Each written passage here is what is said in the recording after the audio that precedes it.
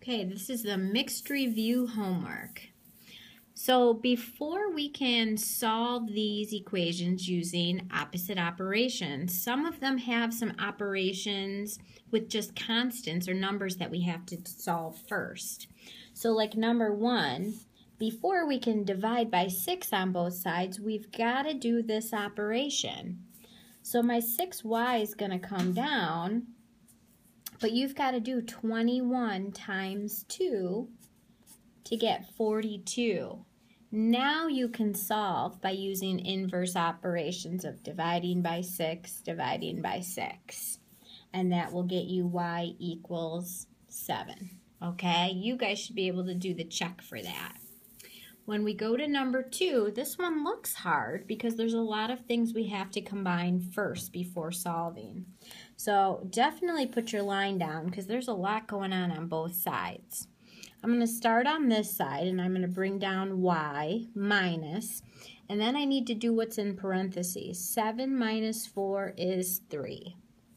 Then I'm going to put my equal sign and go to the other side because this has an operation with just numbers that I can do.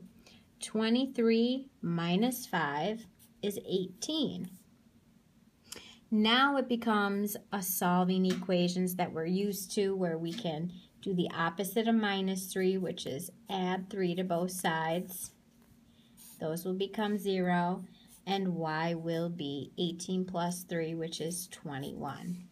Okay, and I'll let you guys do the check. Just remember, you're going to have to substitute the 21 in here for y, but you're going to have to rewrite all these numbers over here. Okay, let's go down to number 3. This looks hard because it's a fraction and we've got some exponents. So I'm going to bring my y down, but I know there's this operation that I can do in the denominator. 6 minus 2 is 4. I also know 5 squared means 5 times 5. So if I solve that, this side simplifies to 25. Now it just becomes I'm trying to solve for y, so I do the opposite of divide by 4, which is to multiply by 4 on both sides. The 4's reduce, and y equals 25 times 4, which is 100.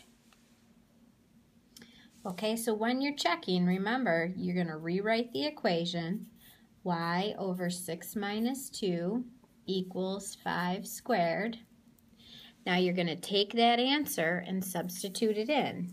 So in place of y, I'm writing 100 divided by 6 minus 2 is 4. Should be 5 squared, which is 25. So 100 divided by 4 is 25. So that checks. All right, and number 4, you're going to have to do some distributing first. So when you see a number on the outside of parentheses, that tells you you're going to distribute that 5 to both terms inside the parentheses. So 5 times y, 5y, bring down the plus. 5 times 2y is 10y equals 24. Okay, so now on the left-hand side, I have 2 like terms. I've got to combine those before I solve. So 5y's and 10y's is 15y. And this side is equal to 24. Okay, so now to solve, we're going to do the opposite of multiply by 15, which is to divide by 15.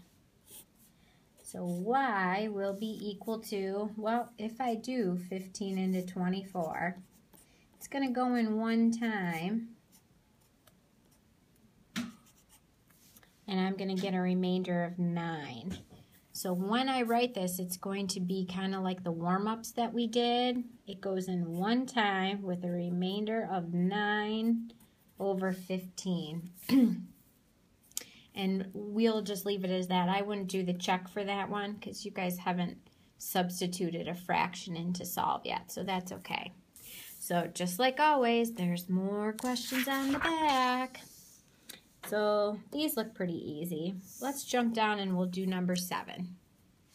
So number 7, I'm going to draw this. This fraction has 2 different things we can do. In the numerator, 3y minus 2y is just y, or 1y. Then I'm going to do 6 divided by 2 in the denominator and get 3. Still have my plus 8 on that side, equals 56. Now it becomes a problem that we like a little better because we can subtract 8. The 8's become 0. We're left with y divided by 3. That comes right down. Your equal comes down. 56 minus 8. I'm going to have to borrow. So I'm going to get 8, 4. Okay. The opposite of dividing by 3 is multiplying by 3. These 3's reduce, and I'm left with y equals 144. Okay, so I'll let you check these because this video's been pretty long so far. Don't forget, when you go to the next one, you've got to simplify the numerator and the denominator first before you solve. All right, good luck.